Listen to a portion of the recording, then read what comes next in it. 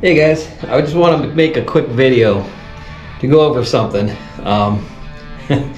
So I just want to make a quick reference video to explain why I'm using these on big trout. Okay, these have gotten the trout holding police people fired up. And I mean trout holding police, those are the guys that just go on there and harass every guy that doesn't hold a trout exactly the way they hold a trout. There's more than one way to do things, guys. Okay, and first of all, I want to explain a difference of what these are with the big wide gap, right? And these with the thin metal. Okay, there's a big difference. If you're planning on catching and releasing fish, never ever use these. Use these.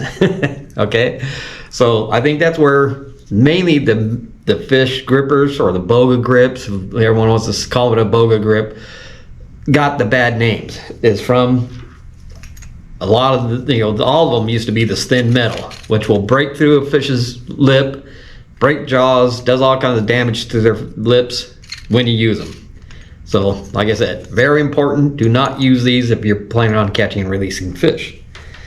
But a few years ago, I found these, which have the nice wide plastic, not sharp, and they have the perfect amount of tension on them to grab them, and not let go. And I can tell you, I've been using these for about two and a half years now, and lipped thousands of fish, freshwater and saltwater, and never damaged a single lip. Pretty good design, it works, okay? So once I found these, I started using them, and it's mainly because of selling lures. I'm in the business of selling lures, right? Holding a nice fish and getting a nice video of a nice fish sells lures. So it's hard to do a nice video and nice picture holding the fish down at the water where it's safe to do and everything, and the best way to do it if you're not trying to get a good picture or video. So, and especially for fishing in a kayak, which I do a lot, and fishing in boats a lot. When I'm fishing a stream or a river or I'm on shore, I never use these. If I have water underneath me, I'm doing the proper pick them up, quick picture, because I got water underneath me. If I drop him, he's landing in water, it's all good, okay? I just felt the need of these when you're fishing with something hard surface underneath you, a kayak or a boat, where you can't really get a good picture of the fish on the water, especially in a boat, leaning over a boat and trying to get a picture or video, especially by yourself, and in a kayak where you're always by yourself. So I developed using these, where you just bring him over, grab the line, pull him, grab his lip, pull just half his body out of the water, then support it with your other hand, bring him up, show the camera, get a picture, and then quickly release him without ever dropping them in your kayak or dropping them on the bottom of the boat. Okay, so that's why these are being used, and it is very safe. It's actually safer and faster and everything like that for if you're catching big trout with a boat or a kayak or something hard surface where they can fall in there and it's hard to pick them up and you're chasing them around the boat because they're slimy and hard to hang on to. That's what we're using these for, so you're not dropping them. But that's the main reason I started using them, but I've come to find a lot more reasons to use it, okay? Especially on big fish. So, I did a lot of research before doing this video, and I watched every YouTube catch and release video there is on trout, and went to keepfishwet.org, where they do scientific of how to catch and release fish. And there was only one mention of using fish grippers, and it was not recommended for catch and release because the main reason was because it tore up the lips. Well, in all their studies and everything they're talking about was these, which I 100% agree with them. Yes, these tear up lips. Okay, these do not tear up lips. I can tell you from experience, you're using these correctly, and you're just picking up the fish and supporting his body, you're never gonna hurt a fish's lip or jaw or anything else with these, especially even trout, okay? So that's the one thing. I did my research, and the number one thing on the research was, it said over and over again, the number one thing for a trout's health is landing it quickly, using a nice spinning rod setup where you got full control and you can pull on that fish hard. You're gonna land them fast. That's how I do it. With a single hook, all my baits have a single hook. You got one single hook right in the lip. Very easy to release, get the hook out. And you can pull them hard, land them. You pull them over the boat, grab his lip, take your picture, take your video, release them within 5-10 seconds. Very quick. And you have full control of that fish. You're gonna be quicker because you have control of that fish. Using this, you got control. He's wiggling, you got control. You're hanging on to him. If you're just doing this and they start wiggling, you're at that fish's control. You're following him, you're doing the juggling act, trying not to drop him in the boat or kayak. And a lot of times you just end up throwing them back in the water and you don't get a picture or video of it, okay? So that's where these come in handy. You have control, you can get a quality picture, video, and then quickly release them without ever dropping them in your boat and without damaging his lip. So that's why they're being used, okay? The second thing in all the research I did was taking slime off the fish, right? That's the number 2 thing they said it's bad for the fish. Well, when you're using these, you're picking them up and then you're putting one hand on the fish.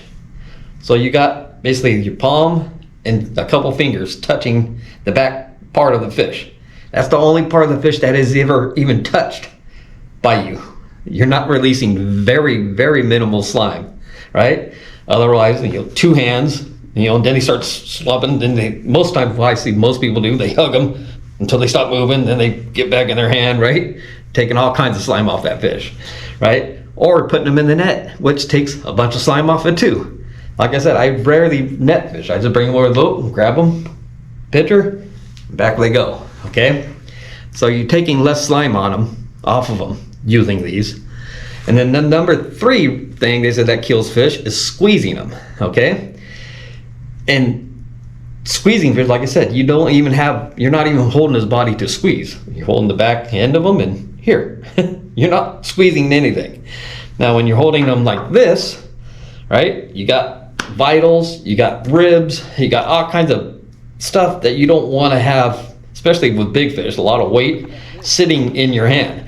Like imagine if you were being held up just by your belly, right? Pushed on your belly. Not too comfortable. Well, it's the same thing for the fish, right? And I know this just by doing it, where I've held lots and lots of fish like this by their belly, and just the way the trout holding police tell you you're supposed to hold them, and then now holding them like this, I can feel in my hand that it's putting less strain on that fish. I can feel like this is better for this fish holding them this way. I can tell the difference, right?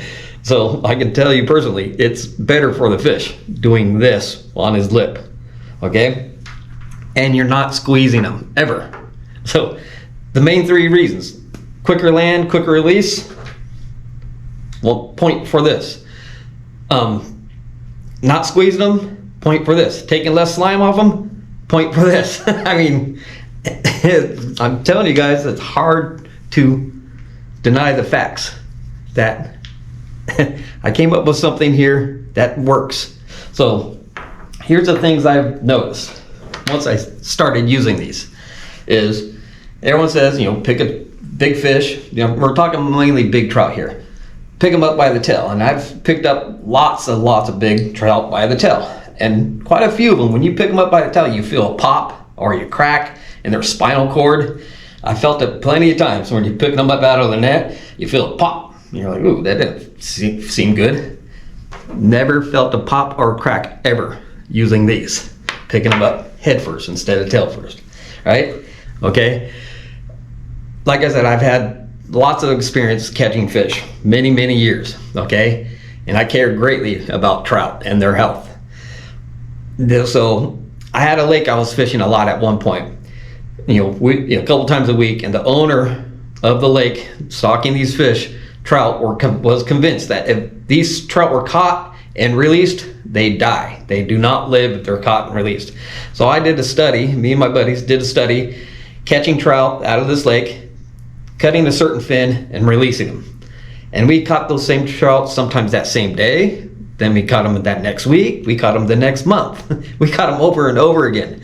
Those trout absolutely did not die when you're catching and releasing them, okay? And we were not handling them the proper near the water. We were netting them, bringing them in the boat. You know, this was 15 years ago we did this little study.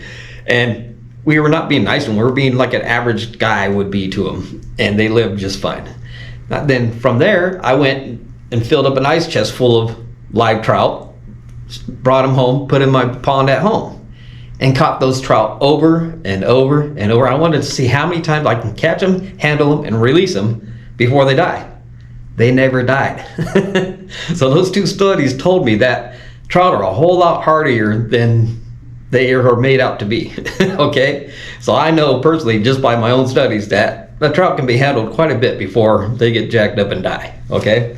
And I can guarantee you, grabbing a lip and bringing them halfway out of the water and then supporting their body and taking 5 to 10 seconds to take a picture or video and put them back in, absolutely 100% does not harm that trout. I promise you. I care about these trout just as much as any hardcore fisherman does. Like I said, I've been fishing them my whole life. I say I do a lot of seminars, and in my seminars I say I'm a trout fisherman at heart. Even though I'm a 5-time saltwater bass champion, you know, multiple spotted bay bass championships, and it's a lot of that, all that knowledge I use to win these champions are from trout fishing. Okay, that's my core. I care greatly about trout, and being in the business of in the fishing industry, I even care more so because I want my customers catching fish using hookup baits. Okay, so that's why I'm pushing people to use these, especially with the YouTube now. Everybody wants to be YouTube famous, catching fish and showing them to the camera and getting pictures and all that stuff. Well, to do it the safest way possible, do it with one of these, especially if you're in a boat or in a kayak. Again, if you're above water, two-hand the fish, release them. Nothing wrong with that. It's been proven that that's safe for the fish. I'm just saying, use this when you have the potential of maybe dropping it in a boat or in a kayak, or just dropping it on rocks or somewhere where it's going to harm that fish if you drop it. But use this, you're not going to drop it, or you have a lot less chance of dropping that fish. Okay, so I just want to put it out there. That's why I'm promoting using these, because it's better for the fish and it just makes better video, better pictures. And for the fish holding police out there, you might want to give it a try. You know, it's faster, it's better. It might make your life a little bit easier, and especially for you guides out there. You know, your clients want that trophy picture, right? But I know a lot of guides don't let their clients hold a fish because they drop them. This might be your answer. So you might want to give it a try. You know, everybody has their own way of doing things. Just because it's different than yours doesn't mean it's wrong. Okay? Have an open mind. Thanks, guys.